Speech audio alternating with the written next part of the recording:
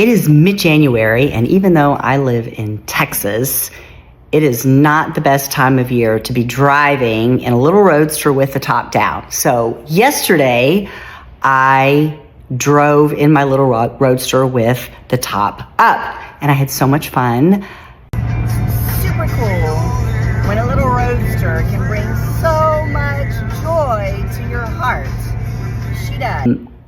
I wanted to share with you the reason why I had so much fun. So the car itself is a thrill for me to drive. The roads in Dallas where I guess master planning across Dallas-Fort Worth Metroplex has created a lot of express freeways that are now connected together.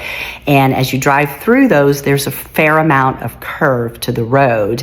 And taking the roadster out on the curves of those roads going through DFW is super fun. In fact, I would say in some cases it's just exhilarating. I had the opportunity to get it out yesterday and drive from Dallas to a friend's house in Fort Worth. I haven't driven the car really like that probably since August or September of last year, and I was reminded of how much fun that car brings me, how much joy that car brings to me. And I wanted to share a little bit of the backstory about what I'm feeling and why the car means so much to me, because it really does. In 2008, when I acquired the car, my now ex-husband had been racing in the Sports Car Club of America's Mazda Miata class for, I don't know, probably 2 or 3 years at that point in time, and actually absolutely loved being in the racing environment. I loved the Mazda Miatas. I used to do a fair amount of mechanicking work with him on the car and a lot of race prep work for the car, and I found that to be a great deal of fun. But the race car was his, and I never really did much. I never drove it. So I did a lot with the car, but I never drove it because it was his squarely. So in 2008, I got the bug to own my own Mazda Miata, and I did a little research and I found the car that I bought then. She is a 2000 Mazda Miata MX-5, and that means this year, 2025, she is 25 years old, a classic, kind of like me, and that is super cool. I drove that car, after I bought it, I drove that car on a very regular basis. The interesting thing about that, and something that I'm actually quite proud of, is that when I bought my Miata, I was driving a Mercedes-Benz AMG C55. And if you've ever driven an AMG, it is an amazing piece of machinery. I will definitely give Mercedes that credit. It also is a vehicle that's a lot of fun, or was a lot of fun for me to drive. But that car held no appeal to me when I bought my Miata and started just driving it on a regular basis. The Miata to me is a lot more fun to drive.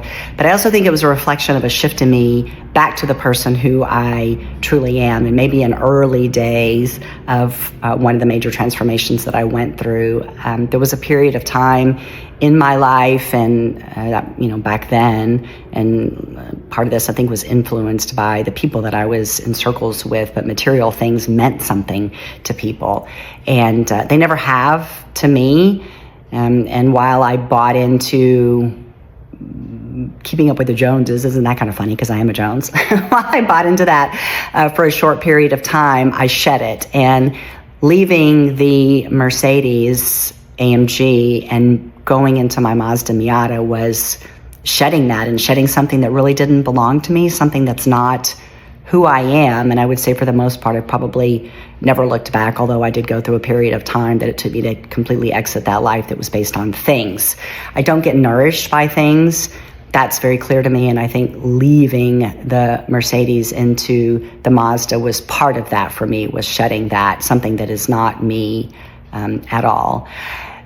I had the car, I've had it since 2008. I drove it fairly regularly until 2014, when we moved to Colorado up into the mountains. And then I moved from Colorado to Hong Kong. And after moving to Colorado, the car pretty much sat in the garage for, I guess, about 8 years. 8 or 9 years, really was a garage queen more than anything else. And that's because you can't drive a car like that too much.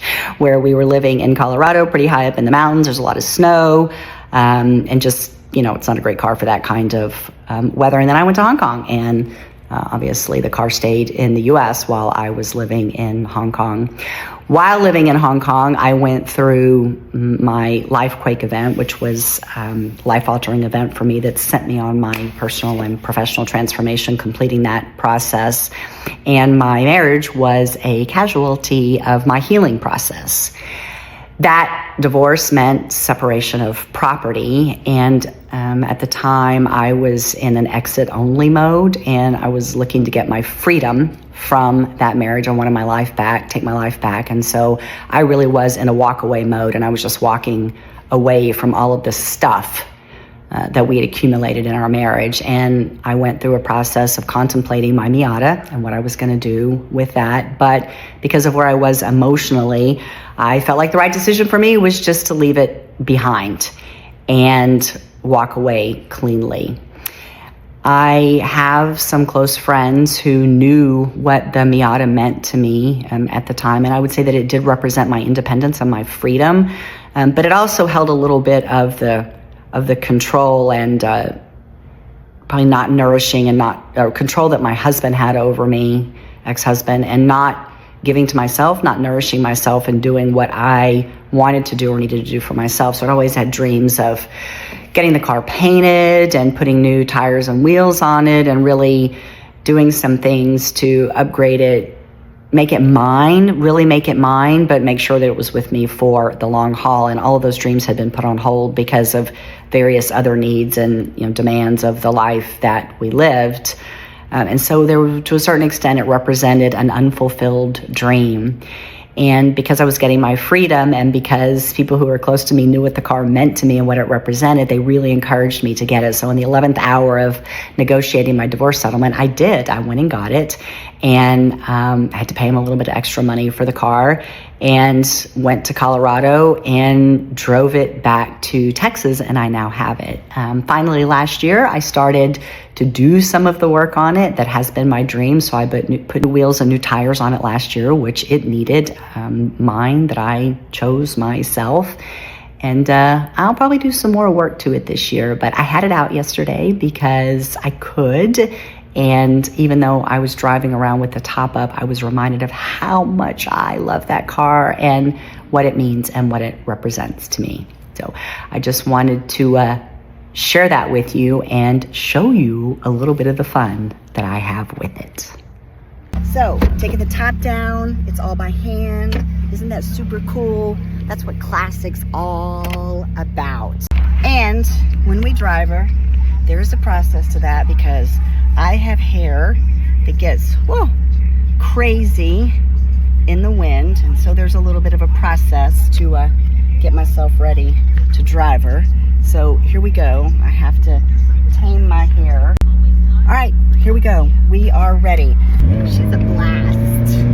So much fun. If you've never driven one of these, never had an opportunity to drive a roadster, I highly recommend it. Super, super fun. All right, I said it was a little bit cold, middle of January in Texas, to be out with the top down, but that is just not true. The weather is absolutely beautiful and perfect today. Could not be better top down weather for the Miata.